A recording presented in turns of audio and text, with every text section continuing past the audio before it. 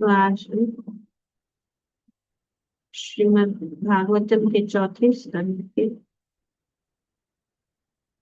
26वें अध्याय के श्लोक संख्या 19 को पढ़ रहे हैं। तो यहाँ पे इस श्लोक में बताया जा रहा है कि दुखित हृदय से राजा अपनी पत्नी से अत्यंत मीठे शब्द कहने लगा। यद्यपि वह दुखी था और उसने उसे प्रश्न करने का प्रयास कर रहा था, किंतु उसने अपनी प्राण प्रिया पत्नी के हृदय में क्रोध का एक भी लक्षण नहीं देखा। श्री प्रभुपाद जी अपने तात्पर्य में बताते हैं, राजा को अत्यंत दुख हुआ कि वह अपनी पत्नी को अकेले छोड़कर पाप कर्म में प्रविष्ट होने जंगल में गया था।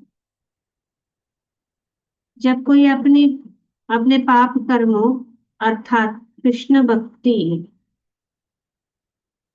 तथा सद्बुद्धि को छोड़ने के लिए पश्चाताप करता है, तो भवसागर के बंधन से छुटकारा पाने का उनका मार्ग प्रशस्त हो जाता है।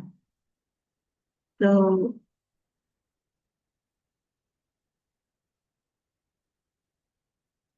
यहाँ पे ये बताया गया है।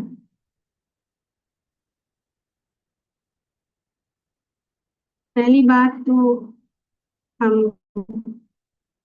हमें समझना है कि महाराजा पुरंजन की इस कथा में जीव पुरंजन है, ये हमेशा वो बैकग्राउंड में ये रहना कि जीव पुरंजन है और रानी जो है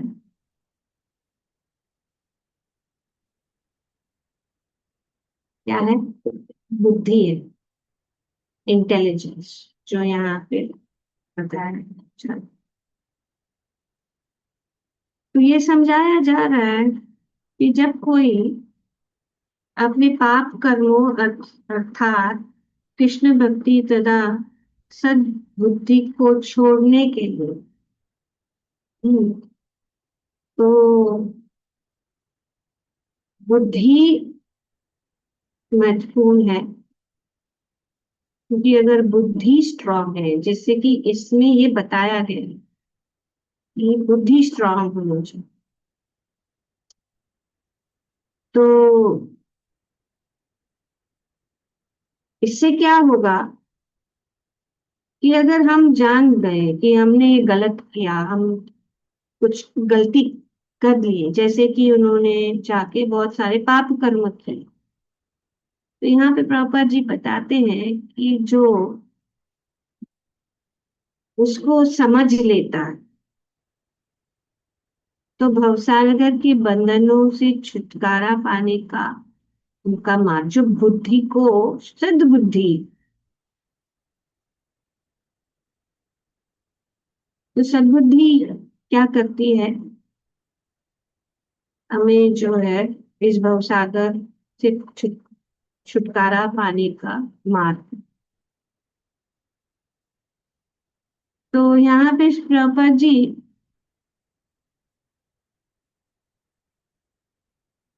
पांचवें स्कंद श्रीमद् भागवतम के पांचवें स्कंद के पांचवें अध्याय के पांचवें श्लोक का यहाँ पे लिंक दे रहे हैं कि जब मनुष्य अपनी कृष्ण भावना तथा आत्म साक्षात्कार के प्रति रुचि हो बैठता है, तो वो पाप कर्म में लगता है। कृष्णा भक्ति से विहीन जीवन के सारे कार्य व्यर्थ हो जाते। तो ये जीवन क्या है? व्यर्थ हो जाता। और जीवन का पराजय और दुख उपयोग की ओर ले जाते। तो जीवन को इस प्रकार से जो मूल चीज, तो उसको कहते हैं पराजय। All activities in life devoid of Krishna consciousness simply leads to defeat and misuse of one life. तो ये जीवन जो है और कुछ भी नहीं, सिर्फ भक्ति के लिए दिया गया है। और भक्ति से ही हमारी जीत होगी, नहीं तो हमारा जीवन जो है व्यर्थ हो जाएगा, कोई मतलब का नहीं होगा इस मनुष्य जीवन जो यहाँ पे श्रीमद् भागवतम के पंचम स्कंद में बताया गया है कि जब तक जीव को आत्म तत्व की जिज्ञासा नहीं होती, तब तक उसे अज्ञान एक कष्ट भोगने पड़ते हैं और उनकी पराजय होती है।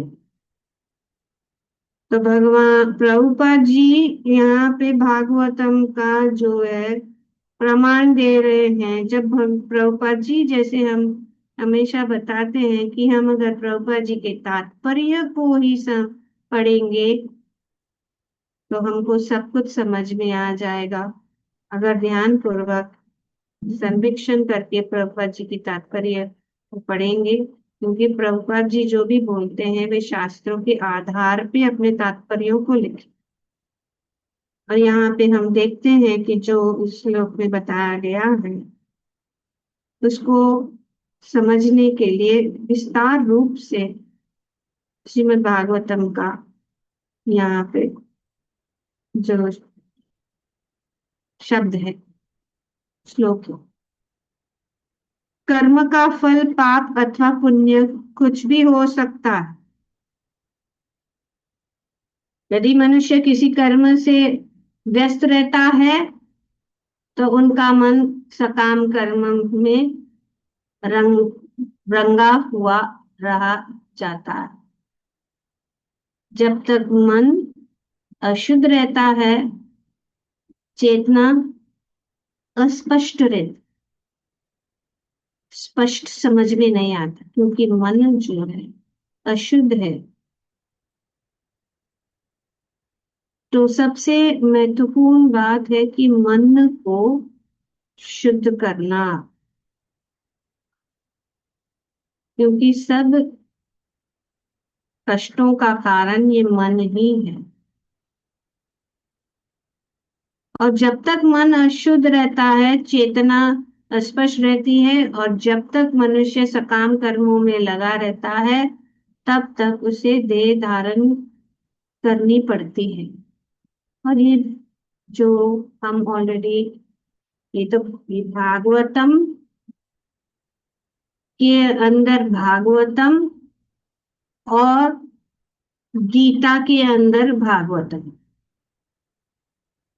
क्योंकि भगवत गीता के 15वें अध्याय में हम यही चर्चा चल रही कि किस प्रकार से व्यक्ति एक शरीर से दूसरे शरीर जाते, और यही कारण है मन, क्योंकि मन ही हमारे साथ जाता है। जब हम दूसरे एक शरीर से दूसरे शरीर में जाते हैं तो क्या क्या जाते हैं हमारे साथ? हाथ ऊपर करिए।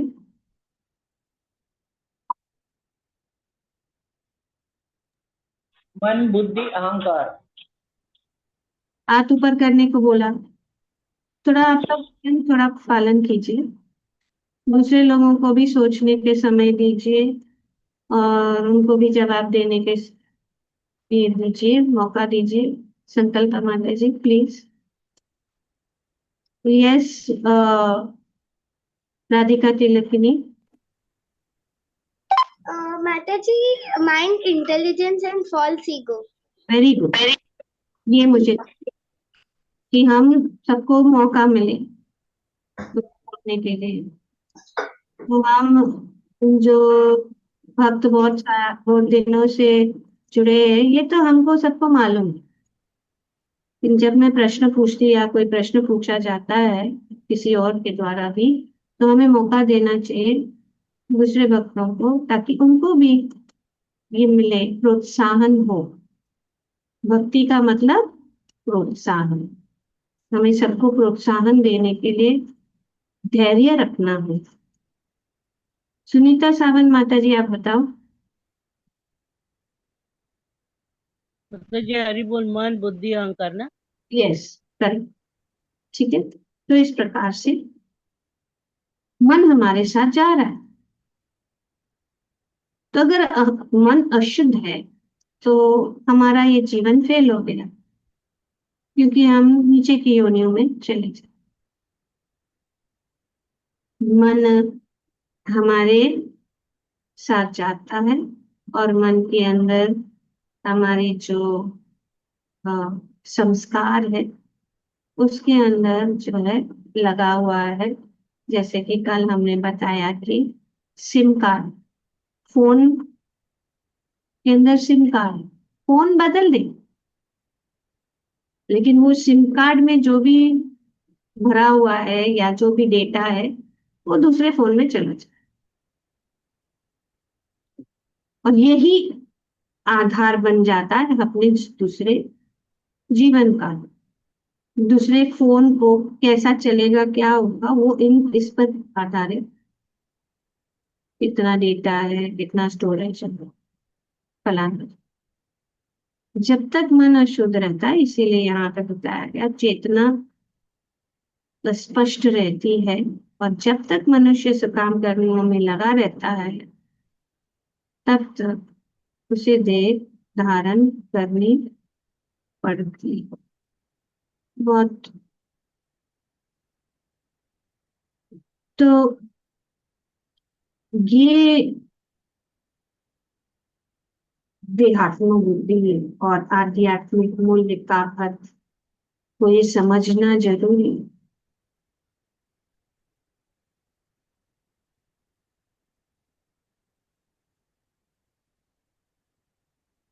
पहली बात तो यही है कि मैं ये शरीर या मन नहीं हूं। ये यहाँ पे बहुत जरूरी है। हम सब ये मन और शरीर नहीं हूं, मैं कौन हूं? आत्मा। जब ये समझ आती है तो जीवन में कुछ गुण अपने आप आ जाते। उसके लिए ये समझ नहीं है ना, तो जब तक ये समझ, आत्म साक्षात्कार, आत्म साक्षात्कार क्या है? कौन बताएगा?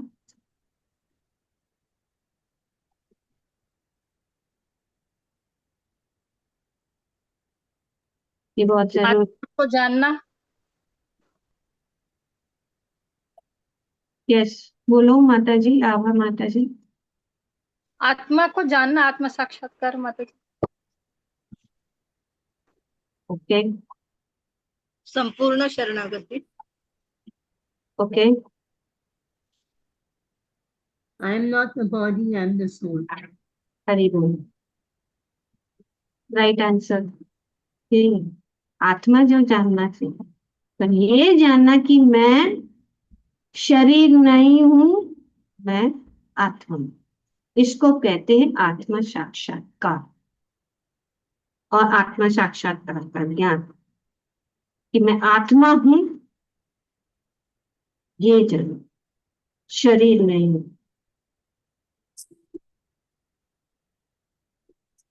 आत्मा साक्षात्कार का ज्ञान यही है, मनुष्य का आत्मा आध्यात्मिक ज्ञान यही है कि मैं, पहले बात तो यही समझना, जब तक ये हम नहीं समझेंगे कि आत्मा और शरीर में अंतर क्या है, वो आंकड़ा सीधा आएगा नहीं। जैसे कि एबीसीडी को नहीं जानते, 1 2 3 4, तो गणित को नहीं जानते, प्लस माइनस को नहीं जानते, तो जितना भी हम कैलकुलेशन करेंगे वो सब फेल हो जाए।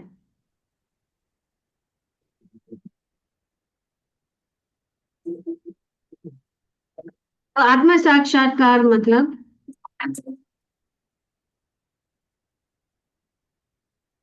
अस्थाई सुखों से विरक्ति,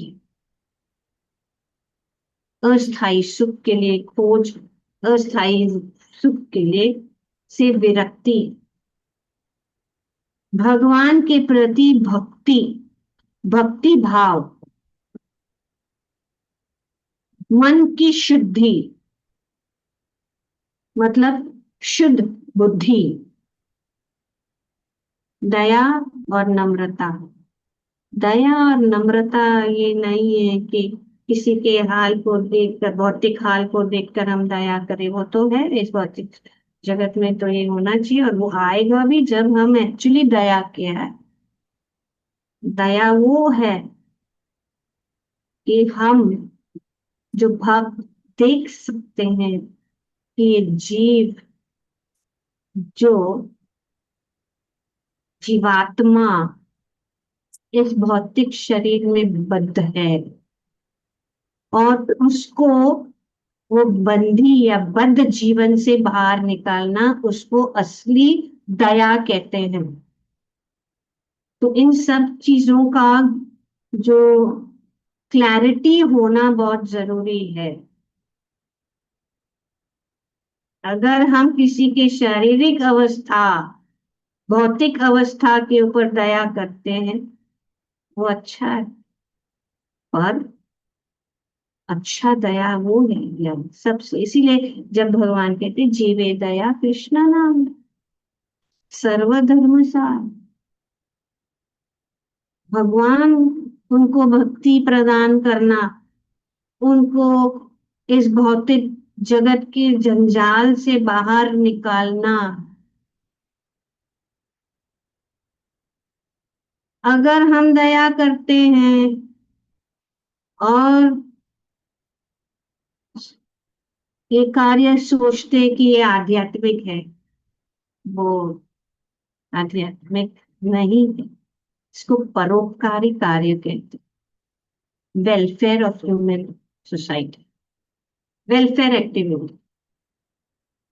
तो ये सब जो है सोचना चाहिए, जानना चाहिए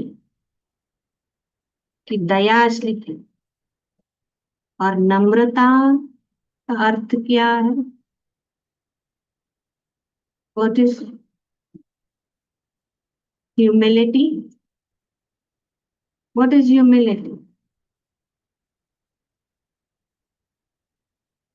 कौन बताए?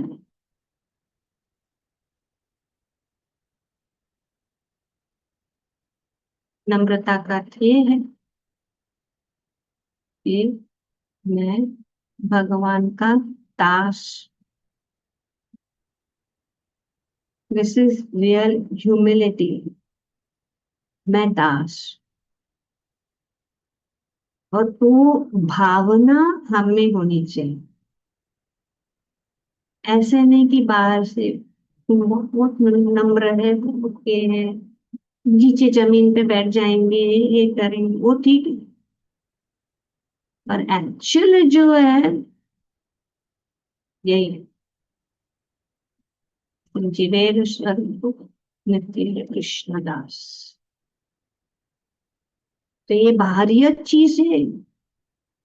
अगर हम इस बात को समझेंगे कि नम्रता क्या है, तो वो जो है हमारे आचरण से पता चल जाए। सिर्फ भगवा कपड़ा और परफेक्ट तिलक और परफेक्ट जो है दि, दिखाई देता है, वो लक्षण है। लक्षण ये दो चीजें, दया और विनम्रता। सत्य की खोज, केवल भोग नहीं, सत्य की खोज, इसको, इन सब चीजों को आध्यात्मिक जीवन कहते हैं। आध्यात्मिक मूल्य मतलब कि हम अस्थाई परिणामों के लिए नहीं, बल्कि शाश्वत सत्य के लिए जीना। अस्थाई चीजों के लिए, और इस भौतिक जगत में जितने भी चीज है वो अस्थाई है। तो अगर ऐसा नहीं है तो फेल हो गया, हम क्या कहते हैं, व्यर्थ जीवन हो गया और हमारी हार हो जाएगी।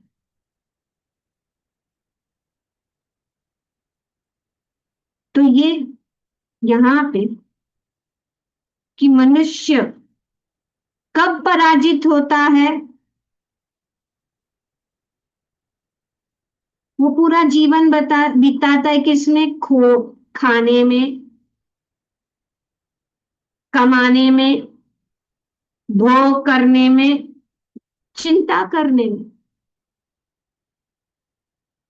तो इसी के अंदर अगर हमारा जीवन बिकता है तो हमारी पराजय पराजय हो जाए। लेकिन अगर हम ये नहीं सोचते, क्यों होता है, क्योंकि हम पूछते नहीं है कि मैं कौन हूं, मैं क्यों दुख झेल रहा हूं, मृत्यु के बाद क्या होगा, इसके लिए। तो इसीलिए पराजय मतलब डिफीट। प्रभुपाद जी अपने इस तात्पर्य में वेरी क्लियरली से, all one's life, all one's activities in life devoid of Krishna consciousness simply leads to defeat and misuse of one's own life। तो इसको कहते हैं कि हम जो है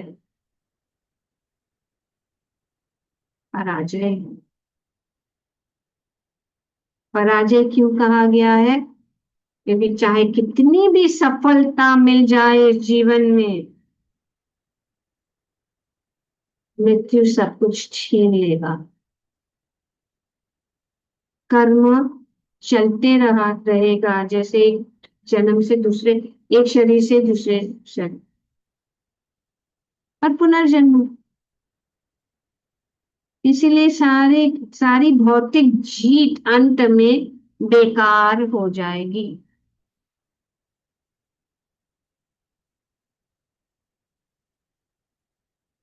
इसलिए सारी भौतिक जीत अंत में बेकार हो जाएगी। एक व्यक्ति धन, प्रतिष्ठा, परिवार सब बना लेता है, लेकिन आत्म साक्षात्कार के बिना मर जाता है। तो इसको कहते हैं हार। इन सब चीजें जो है, धन की जरूरत है, परिवार का ध्यान रखना है, लेकिन उसी में लिप्त हो जाए, उसी में लगे रहे, तो फिर ये जो है हमारा जीवन जो है व्यर्थ होके फेल हो जाएगा। तो इसीलिए भागवतम में बताया गया है कि हमारा कार्य क्या होना चाहिए, क्योंकि हमारी चेतना अस्पष्ट रहेगी, और जब तक मनुष्य सकाम कर्मों में लगा रहता है तब तक उसे देह धारण करना पड़ेगा। प्रभुपाद जी पांच पांच पांच के श्लोक में सामान्य रूप से लोग सोचते हैं कि कष्ट से छुटकारा पाने के लिए पुण्य कर्म करना चाहिए।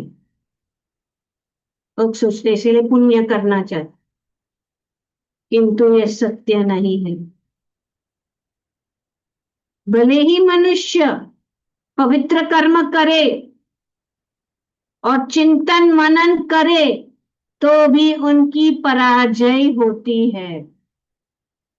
तो ये सब जो है आंखें खोलने वाली चीजें हैं जो हम जानते, क्योंकि हम अध्यात्म को नहीं जानते डिटेल में, तो हम अध्यात्म को या हम आत्म साक्षात्कार के मार्ग को जो है कुछ भी लेबल लगा देते हैं। ये सकाम कर्म को आध्यात्मिक लेबल लगा देते हैं, या परोपकारी एक्टिविटीज को स्पिरिचुअल कर देते हैं। तो ये बहुत कंफ्यूजन है, और हमारे शास्त्र बहुत क्लियर है। वे हमें कंफ्यूजन में नहीं डालते, और भगवान भी हमें कंफ्यूजन में नहीं डालते, हम ही कंफ्यूजन कर, क्योंकि हमें हमारी मन, इंद्रियां, इच्छाएं के कारण हम सब ये बनाते हैं, और इसके कारण हमें सफलता नहीं मिलती, और हम इस भौतिक जगत में घूमते रहते हैं। भले ही मनुष्य पवित्र कर्म करे और चिंतन मनन करे, तो भी उसकी पराजय होती है। उनका एकमात्र लक्ष्य माया तथा समस्त कर्मों के चंगुल से छुटकारा होना चाहिए। एक ही लक्ष्य होना चाहिए, सकाम कर्म के चंगुल माया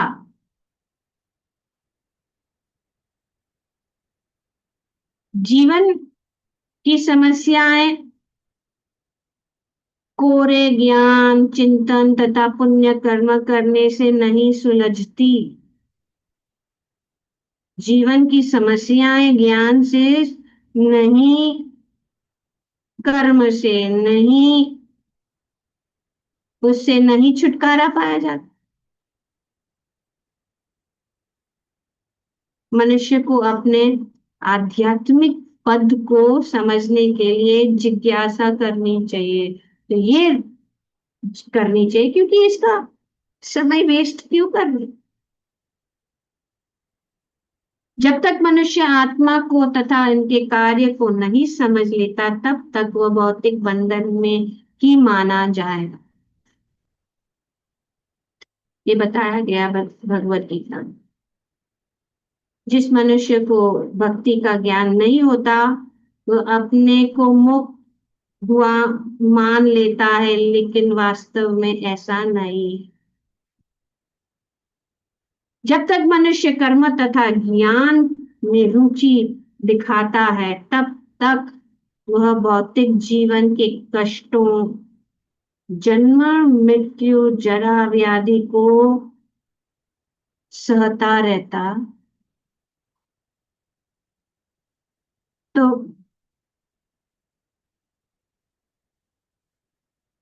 इसीलिए बहुनाम जन्म नाम अंते, भगवद गीता में बहुत जन्मों के बाद, गुजरने के बाद तब पता लगेगा कि तब पता लगेगा कि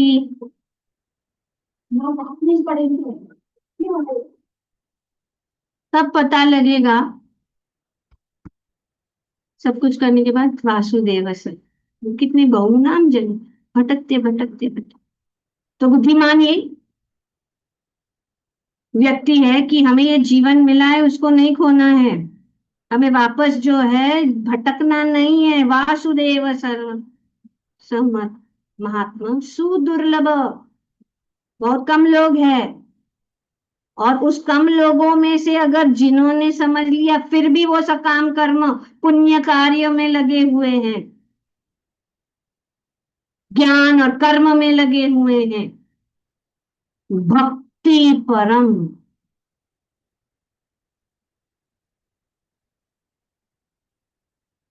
यही है अभी क्या कहूँ, ढूंढती हूँ।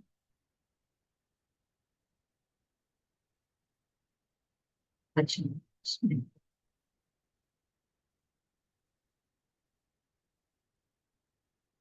जो हमें एक्चुअली इस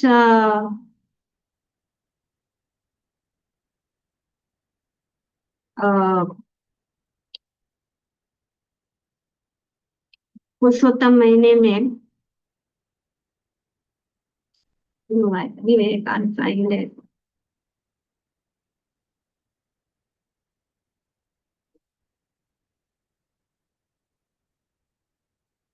एनीवे बाद में अगर याद आएगा।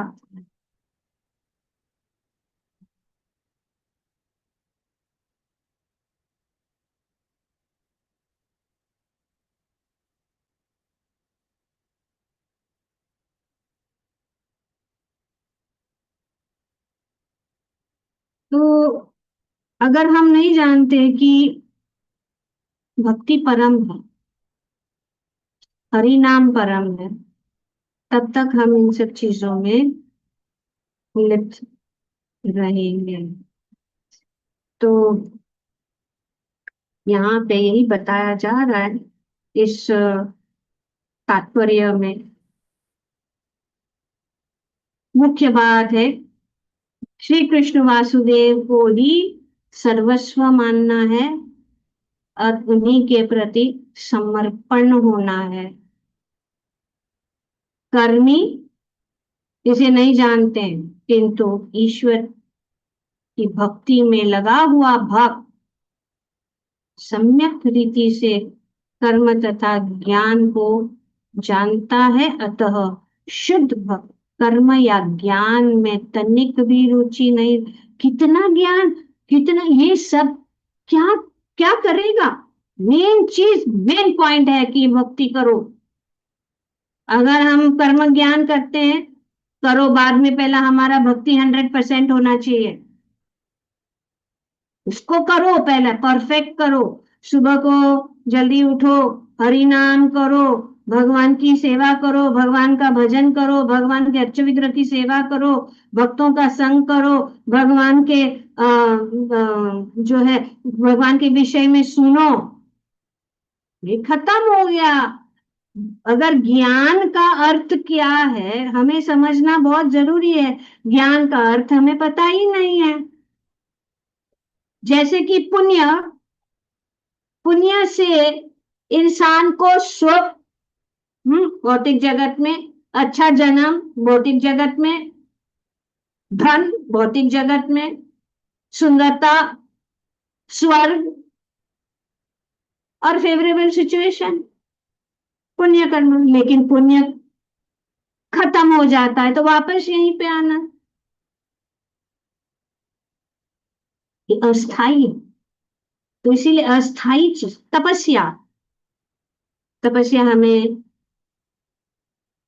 क्या करती है? हमें अपने इंद्रियों को वश, तो तपस्या जरूरी है। लेकिन अगर तपस्या हम भौतिक इच्छा को प्राप्त करने के लिए कि हमको अच्छा जॉब मिले, हमको अच्छा पत्नी मिले, हमको अच्छा घर मिले, तो तपस्या करके हाँ हम उपवास करेंगे करेंगे, नहीं, तपस्या होनी चाहिए भगवान की प्राप्ति के लिए, तब वो सार्थक है। क्योंकि वे हमारा तपस्या से क्या होता है? हमारा सब अशुभ,